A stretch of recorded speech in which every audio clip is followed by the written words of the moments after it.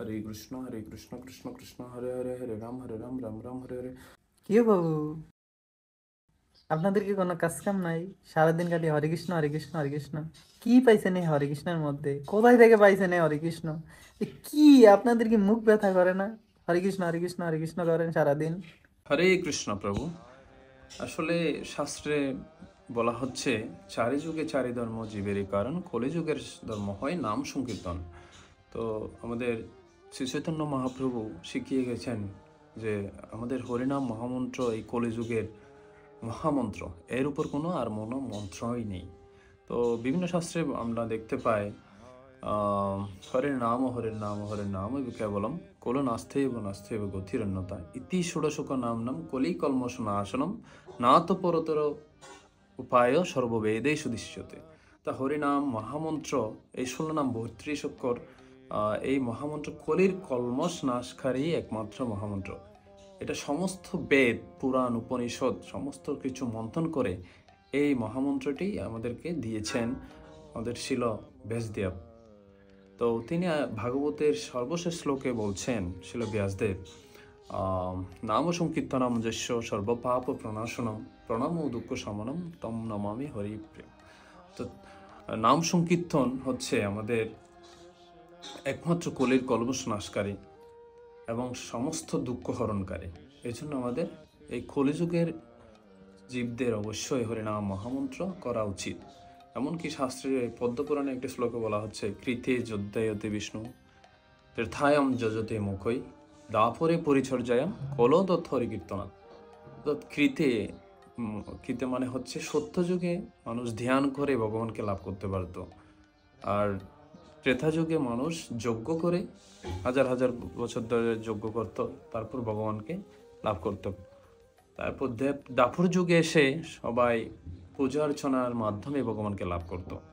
তো কলিযুগের একমাত্র উপায় হচ্ছে হরিনাম মহামন্ত্র কীর্তন করার মাধ্যমে আমরা সরাসরি ভগবানকে লাভ করতে পারবো। যেমন চৈতন্য মহাপ্রভু স্বয়ং শিখিয়ে গেছেন তিনি যে কিভাবে ভগবানকে লাভ করতে হয়। হরিদাস ঠাকুর একটা উদাহরণ কিভাবে তিনি ভগবানকে লাভ করেছিলেন। তো অনেক শাস্ত্রের উদাহরণ রয়েছে শাস্ত্রীয়। তো সত্যযুগে মানুষ মানে হাজার হাজার বছর ধরে ধ্যান করে অবশ্যই ভগবানকে লাভ করেছিলেন। যেহেতু কলিযুগে হাজার হাজার বছর ধ্যানের, কলিযুগের মানুষের স্বল্প আয়ু, সেজন্য হাজার হাজার বছর ধরে তারা তো আর জীবিত থাকে না, সেজন্য একটা সহজ উপায় আমাদেরকে দিয়েছেন কলিহত জীবদের, সেটা হচ্ছে হরে কৃষ্ণ কৃষ্ণ কৃষ্ণ হরে হরে, হরে রাম রাম রাম হরে হরে। এবং ভাগবতে আরো বর্ণনা আছে, সম্রাট কুলশেখর নামক একজন ধর্মাত্মা রাজা ছিলেন, তিনি বলেছিলেন, শত্রুচ্ছেদৈক মন্ত্রম সকলম উপনিষদ বাক্য সম্পূজ্য মন্ত্রম ব্যাসনভূষণ জগদষ্টা সংজান মন্ত্রম জপ জপ সততম জিব্বে শ্রীকৃষ্ণ মন্ত্রম। তো এই শ্লোকে সম্রাট কুলশেখর বলছেন শত্রুচ্ছেদৈক মন্ত্র, যদি আপনার শত্রুকে যদি আপনি দমন করতে চান, শত্রু বলতে এখানে বলা হচ্ছে আমাদের ভিতরে, আমাদের দেহের ভিতর ষড়রিপু রয়েছে, 6টি শত্রু রয়েছে। এই শত্রুর উপর যদি আপনি জয়লাভ করতে চান, অবশ্যই হরিনাম মহামন্ত্র জপ করতে হবে। শত্রু ছেদৈক মন্ত্রম সকলম উপনিষদ বাক্য সম্পূজ্য মন্ত্র।